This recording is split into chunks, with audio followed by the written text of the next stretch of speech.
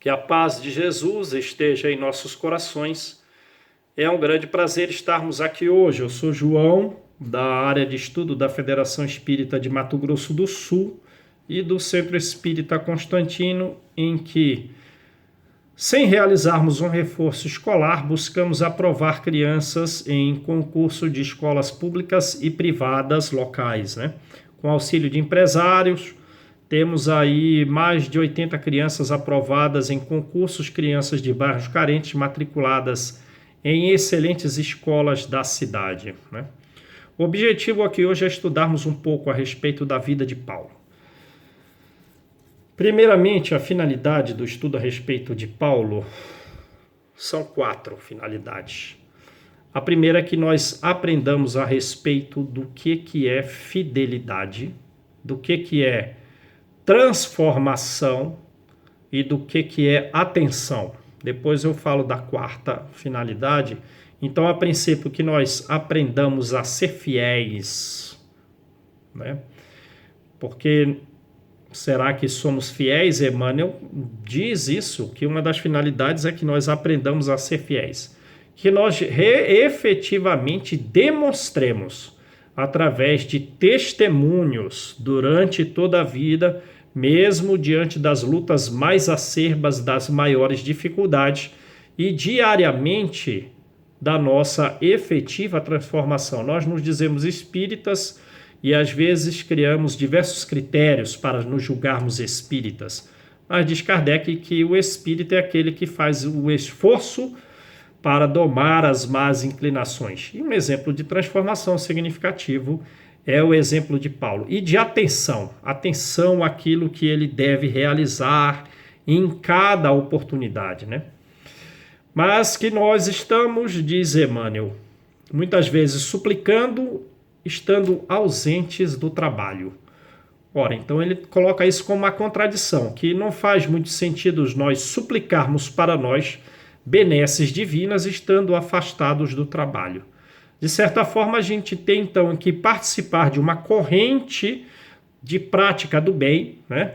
Estarmos unidos a outras pessoas que participam conosco do benefício dado a outros para que recebamos as benesses divinas quando orarmos, que não faz sentido orar sem participar do trabalho. Enfim, a gente tem que ser um elo de uma corrente, porque o benefício nunca é para um. O benefício tem que se estender para todas as pessoas que estão naquele grupo, trabalhando e servindo em prol de outros, para que todos possamos crescer, né?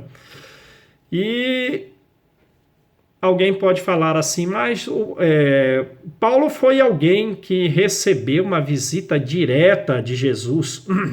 Não. A visita dele por Jesus, o encontro dele com Jesus, durou 1 minuto. Ele progrediu por décadas de esforço diário na prática do bem. E diz-nos Emmanuel que todos nós, todos os homens que não são tão rudes, todos os que não são tão rudes recebem também a visita do plano espiritual. Então Paulo também não era um predestinado, diferente de nós, porque para todos nós que também recebemos, amando de Jesus, a visita de Espírito para nos convocar ao serviço e à prática do bem, ao cumprimento do 1º e do 2º mandamento, amai-vos e instruí-vos, todos nós recebemos. E que também, assim como Paulo tinha um planejamento a respeito do seu próprio destino, nós também temos um plano prévio a respeito do que devemos realizar, do que nos cumpre realizar para a nossa própria progressão, né? Para a nossa própria caminhada. Mas o Paulo se destaca porque ele ouviu o chamado. Ele negou a si mesmo, arrependeu-se, carregou sua cruz e seguiu Jesus por todos os dias da sua vida. Diante de encarceramento, apedrejamento, deserção, zombaria, enfermidade, todas as espécies de dificuldades possíveis, ele conseguiu vencer, né? Então, por isso ele é um exemplo de fidelidade, de efetivo testemunho de transformação e atenção ao que deve fazer, né? Aí Emmanuel coloca no prefácio como se nós estivéssemos conversando com ele, não num diálogo direto, mas de forma indireta. E ele vai dizer que nós podemos dizer que não vamos saber o que devemos realizar. Ele diz, mas por capricho e por desinteresse e por desatenção do que por efetivo desconhecimento, por ignorância. Mas por desinteresse e desatenção, né? E a quarta finalidade é que Paulo ele não conseguiria vencer sozinho. Ele tem a visita de Jesus, sim, mas ele não vai, depois da visita de Jesus, plainar nas regiões superiores. Ele vai tatear nas sombras do mundo. Diz o livro, ele vai ter que vencer o abismo, e ele vence. O abismo que existe entre ele e Jesus. Mas, sozinho ele não conseguiria. Essa é a quarta finalidade da lei de cooperação, né? Então nós também não vamos conseguir vencer o homem velho dentro de nós sozinhos. Precisamos do auxílio de outros. Na vida de Paulo, se não fosse Estevão, que era para ele o modelo ideal de ser cristão, Abigail, Gamaliel e outros espíritos, Barnabé, Ananias, Pedro, João, no começo da história dele, principalmente esses três, né? Abigail conversava e ele ficava horas ouvindo Abigail porque ela abrandava o seu raciocínio, muitas vezes áspero e rude. Gamaliel evitou que ele assassinasse, juntamente com Estevão, também Tiago não, né? Pedro, João e Felipe. Então, essa é a finalidade de estudarmos Paulo. Que nós aprendamos a respeito da fidelidade, de testemunhos efetivos de transformação em quaisquer dificuldades, mesmo as mais severas, ou justamente nas dificuldades mais severas, e que nós tenhamos atenção no que nós devemos fazer e participemos da lei de cooperação, porque nós só progrediremos com o auxílio de outras pessoas em nossa vida. Sozinho nós não conseguiremos. O capítulo 1, então, vai tratar da cidade de Corinto no ano de 34. Era uma cidade marítima muito bela, com luz solar muito abundante, brisa marítima, mas que nesse ano de 34, nesse período em que começa a história, a cidade está sem as liteiras de luxo passeando pela cidade e as crianças também não estão brincando nas praças e outras redondezas, né? Era uma cidade suntuosa, ela havia sido destruída no século II por um general romano e foi reconstruída por Júlio César. Tinha perdido as características gregas, helênicas mais tradicionais e agora, digamos assim, eram muitos romanos que moravam na cidade, todos atrás de fortuna, de trabalho, também tinham muitos israelitas e pessoas de outros povos, a ponto da cidade ser uma mistura de diversos templos e também, digamos assim, caminhar com um grau significativo de libertinagem. Era uma Babilônia antiga, apesar do mármore suntuoso, diz Emmanuel, ela era, moralmente falando, emanava um nauseabundo cheiro de pântano fétido, né? Então essa era a cidade de Corinto. E como geralmente dessas questões de prazeres surgem as tragédias, nesse ano de 34, as sombras, muitos crimes foram cometidos pelos escravos oprimidos, né? E o governador romano, então, da província, o procônsul local, chamou uma missão punitiva que viesse de Roma e veio aquele mesmo general que já havia vindo antes, e ele desejava se aposentar, e então ele queria aumentar ainda mais os seus latifúndios, e todas as famílias de todas as classes sociais sofriam expropriações e agressões de todas as espécies, mas especialmente os israelitas, né? Mas não só Licínio Minúcio, esse general romano que já havia vindo, e era a segunda vez, desejando se aposentar e morar em Corinto, ele realizava essas expropriações, digamos assim, dizia que para a manutenção da ordem da paz romana, mas na verdade eram por motivos pessoais. Mas não só ele, digamos assim, causava danos às cidades, porque os soldados romanos, os militares romanos também causavam. Eles eram basicamente os únicos a passear pelas ruas ao sabor das novidades. Era uma cidade, digamos assim, que estava sendo visitada por eles, uma cidade nova. Então eles praticavam muitas cenas de horror. O pai de Estevão e Abigail, ele vai se dirigir ao mercado. Ele quer comprar peixes e legumes. E quando ele cruza com um grupo de soldados romanos, ele é agredido para motivo de escárnio, para ser objeto de zombaria pelos demais romanos que estão observando a cena de agressividade. Ele sofre, ele fica perguntando a Deus por que razão os seus sofrimentos, e já vai aos sofrimentos da raça, por que razão e por quanto tempo eles estão sofrendo. Não vai ter fim o sofrimento dos israelitas que estão sofrendo desde a prisão do Egito, e ele chega ao mercado, né, fazendo essas reflexões com um determinado grau de revolta. Na praça, quando ele chega na praça, poucas pessoas, como nós falamos, são da cidade de Corinto. Um percentual significativo no mercado são pessoas da cidade vizinha, Cencreia, que provavelmente ainda não sabiam das invasões, né? Da invasão dos romanos com finalidade punitiva para apurar os fatos da tragédia há pouco ocorrida, né? E estando lá na praça, vem um romano para a leitura de um edito público, uma lei que se tornou pública ali. E ele fala que os que estão se sentindo injustiçados, que possam amanhã comparecer ao templo da deusa Vênus para resolver, para solucionar, para encontrar alguma justiça nas dificuldades em que eles estão sofrendo. Quando ele volta para casa, ele encontra outro grupo de romanos. E ele fica a se perguntar, né? Porque quando ele veio, ele justamente não cumprimentou para não ser agredido. E agora ele fica na dúvida. Então ele arqueia o corpo, vai lá no chão, numa posição bastante humilde, e ele novamente é agredido, e dessa vez uma agressão mais grave que causa sangramento no nariz.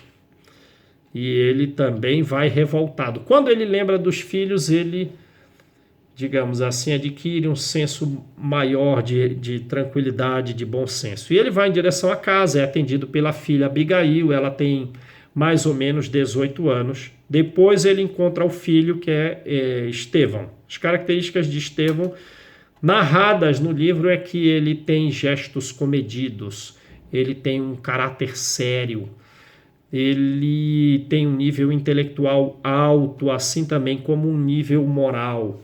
E ele já conjuga na tonalidade da voz dele a firmeza e a brandura. Me lembrou muito as características de Estevão do espírito Sânzio, no livro Ação e Reação de André Luiz, que é um dos espíritos mais elevados que André Luiz já encontrou. Estevão é desse grau aí. Mas o pai conta os episódios sofridos de dor, né, aos filhos, esperando encontrar em Estevão alguma revolta íntima para que eles pudessem, digamos, causar uma represália, realizar uma espécie de vingança pelo que sofreu o pai, mas ele só encontra bondade nos olhos de Estevão, que diz ao pai: Pai, Deus é amor e justiça, confiemos na sua proteção. Então, nos olhos de Estevão não tem revolta nenhuma. E o pai então narra a respeito do édito, né? Mas ele está muito agressivo e pergunta por que a nossa família, a nossa raça tem sofrido há tanto tempo. E Estevão vai, de certa forma, relembrar o que tem no capítulo 5 do Evangelho segundo o Espiritismo, que os nossos sofrimentos, com a manutenção da resignação, com a manutenção da submissão à vontade divina, moralmente serve de exemplo às demais pessoas para que elas se afastem das consequências graves da revolta e do desespero, né? Porque a revolta e do desespero vai levar a distúrbios, a transtornos mentais e lições mais significativas, tanto no livro No Mundo Maior, como a Joana de Ângeles fala isso, como no livro Ação e Reação. No livro Ação e Reação, na colônia Mansão Paz, as pessoas que estão revoltadas não entram para receber atendimento, que estão num grau de desespero significativo, seria improdutível atendê-las e elas então ainda prejudicariam.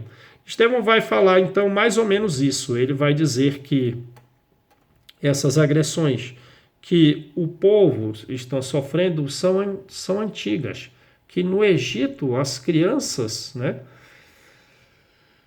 judias eram mortas ao nascer, que com Antíoco Epifânio ele invadia os lares e degolava as mulheres e crianças dentro das casas dos israelitas, no século II. E ele vai dizer que agora, nesse período romano, de quando em quando, periodicamente surgem agressões e mortes, mas que essa era a finalidade, que o povo judeu tem que permanecer fiel a Deus nas dificuldades, para que possa servir de exemplo aos outros povos que estão perdidos nas questões de egoísmo, luxúria e domínio, né? Com a intenção de domínio de outros povos. Aí o pai fala do Édito, Estevão pede para ele não ir reclamar, que as consequências seriam piores, para ele lembrar do que eles viveram antes e do que estavam vivendo agora. Eles iam ser expropriados do restante que lhes restava, da chácara pequena. Mas o pai está irredutível. E então, o Estevão, ele sempre se manifestando com muito carinho, né? Jamais com revolta em relação ao pai, sempre numa posição de esclarecimento amoroso, mas o pai está irredutível. Ele efetivamente deseja reclamar no Édito, e Estevão, então, é inspirado a abrir o livro sagrado lá, né, o Antigo Testamento, e lá está escrito em Provérbios: não vos enojeis da correção de Deus. Deus é como um pai que corrige os filhos a quem ama. Todos se impressionaram, Estevão fica na expectativa, o próprio pai se impressionou com a leitura daquele texto, mas ele acha que necessita da justiça, realizar a justiça, e ele vai reclamar. Estevão diz que Deus nos proteja. Ele vai reclamar, chega lá, tem mais ou menos umas 100 pessoas no templo da deusa Vênus para realizar as reclamações individualmente, um a um, sendo que ele é um dos últimos que vai ficando. Com que finalidade os últimos vão ficando e as soluções são individuais? É porque justamente esses últimos não iam ser atendidos, e assim o pedido dele é negado. É lido a negação às suas solicitações, né? E ele então, aquela expectativa não concretizada, tem para ele uma sentença de morte. Ele fica petrificado, ele quer chorar, os olhos, no entanto, estão secos, ele quer falar, mas a língua está rígida e trêmula na boca. Vejam como o estado... Aí até que ele consegue falar, ele pergunta: onde a vossa equidade, a vossa justiça? Já fui expropriado no passado, vossa excelência tem grandes latifúndios, é para mim uma sentença de morte, que vivo com 2 filhos, mas os sentimentos humanos são rígidos demais para qualquer espécie de sensibilidade. Romanos simplesmente diz: não se discutam as ordens imperiais, ponham-se para fora. Mas aí ele fica agressivo: não discutir, como não imprecar contra os romanos no julgamento divino? Onde estarão as vossas mãos sujas de sangue, que expropriaram também viúvas e órfãos? Aí ele tem talvez uma influência espiritual, lembra dos filhos, cai de joelho, pede para que não não sofra essa nova expropriação de terra, mas não tem resultado. É mandado um soldado lhe aplicar 10 bastonadas, mas veja o romano, não lhe fira a face, para que não sirva de motivo de escândalos. Então ele pela terceira vez, ele é agredido. E ele não tem atendido, ele vai passando pela praça, saindo do templo romano, e vê lá os ricos, os romanos, nas suas liteiras de luxo, junto com as mulheres, né, numa vida libidinosa, e também no templo da deusa em que ele estava, a mesma coisa, eles estão bebendo e praticando a libertinagem. Ele quer ter uma voz estertórica para gritar, porque ele identifica a Babilônia, a Corinto, como uma Babilônia que deveria ser, digamos assim, né, repreendida como faziam os profetas antigos. E ele vai em direção à casa dele, só que no caminho ele tem uma influência espiritual negativa, né? Lembra aquelas questões dos sinais e nos chama ao ponto da vigilância que devemos ter. As questões dos sinais que nós temos são sinais psíquicos, são vontades indevidas que surgem em nós, mais ou menos na mesma época em vidas passadas que nós erramos, que nós tenhamos cometido qualquer equívoco, para que nós superemos e não para que nós repitamos. Mas no caso dele, ele tem uma vontade de incendiar as terras dos romanos, e desse início de ideia, o movimento, a ideia cresce na cabeça dele e ele vai tocar fogo. Observa a pastagem romana, vizinha dele, a terra de Licínio Minúcio, do general romano, porque até a terra dele foi expropriada, e ali ele, digamos, alimenta aquela intenção de praticar o incêndio. Provavelmente uma das finalidades da vida de Estevão e Abigail é a recuperação do pai, porque Estevão e Abigail estão sofrendo na vida, muito provavelmente não por uma causa no passado, mas por uma finalidade futura de se progredir ainda mais. E eles são espíritos afins. Abigail